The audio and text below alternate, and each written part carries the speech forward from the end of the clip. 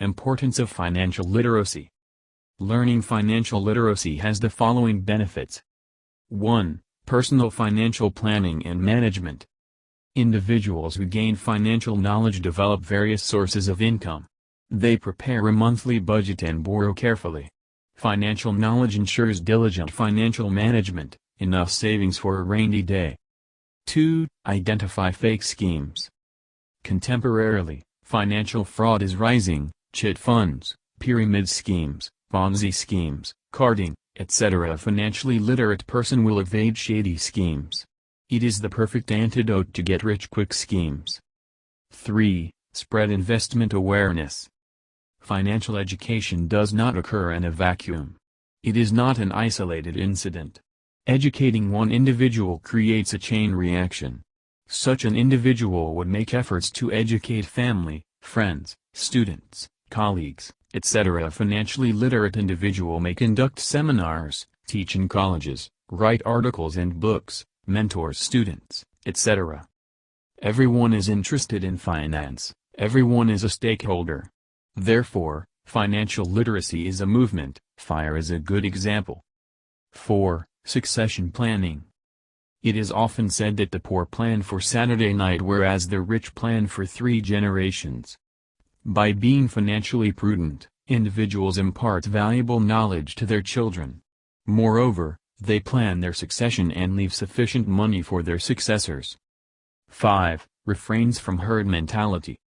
The financially literate don't follow random public opinion. They get to the bottom of every financial trend.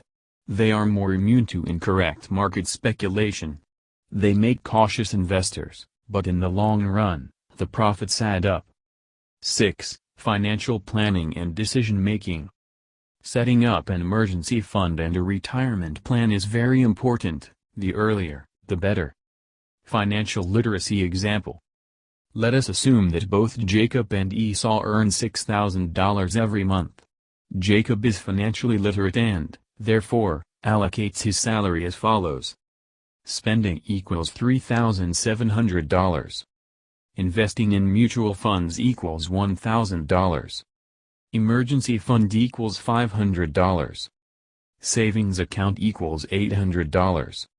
At the end of the year, Jacob invests $12,000 in mutual funds and $9,600 into a savings account.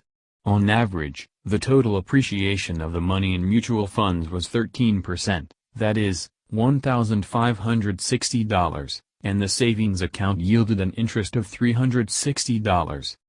On the other hand, Esau doesn't have any financial knowledge and thus spends impulsively without any planning. He leaves the remainder in his salary account. It returns very low interest. Consequentially, Esau spent money on unnecessary items and ran out of cash. Scope of financial literacy. The intellectual understanding of financial concepts and skills such as budgeting, investing, borrowing, taxation, and personal financial planning is referred to as financial literacy. Lacking the knowledge of these skills leads to financial illiteracy. Financial illiteracy results in budget inaccuracy, higher expenses than income, debt accumulation, a poor credit score, financial fraud victim, and other undesirable repercussions. The purpose of financial literacy is to assist people in better understanding financial concepts so that they can better manage their money. It is a life skill that must be mastered in order to be financially successful. Being financially literate provides a variety of benefits that can improve an individual's standard of living by increasing financial security. It aids in the betterment of personal financial management. Personal finance is a process which involves the acquisition, practice, and application of a wide range of financial skills. The scope of financial literacy encompasses a wide range of skills. Scope of financial literacy. Managing income. A human being's basic necessities are food, shelter, and clothes. How can we meet these essential requirements? We need to buy food, clothing, and a place to live, house.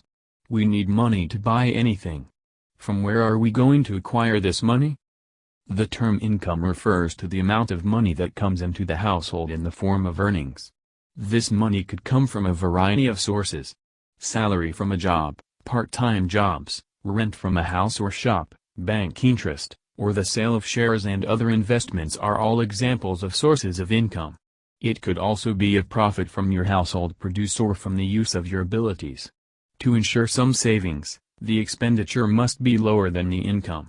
You must plan your spending in order to stay inside your budget. This is called as managing income, and it means spending intelligently so that all of your demands are covered. You will need to create a spending plan for this. Managing expenses. Expenditure refers to the money we spend from our earnings to acquire various items to meet our requirements. Income brings money into a household, whereas expenditure takes money away, making it unavailable for other users. Managing expenses is a disciplined approach to spending income. It is based on an individual's or family's overall income. It enables an individual or family to live within their income while simultaneously saving for future needs and emergencies. The general rule for managing income and expenses is that income must exceed expenses. We are more likely to spend more than we have if we do not develop a budget plan. As a result, if our expenditure exceeds our income, we may be forced to borrow money to meet our demands. As a result, distinguishing between necessary and unnecessary expenses will keep a person from drowning in debt. Managing debt. Debt is nothing but borrowed money. In other words, it is money that does not belong to you. For example, if a person borrows money from a bank, uses a credit card, or takes out a short-term loan, all of this is added to the debt. Debt is generally regarded as bad. As a result, knowing debt is critical. However, not everyone can afford to buy a house, a car, or pay a college fee in cash. Borrowing a loan is the only way out in such situations. The most crucial thing is to distinguish between good and bad debt.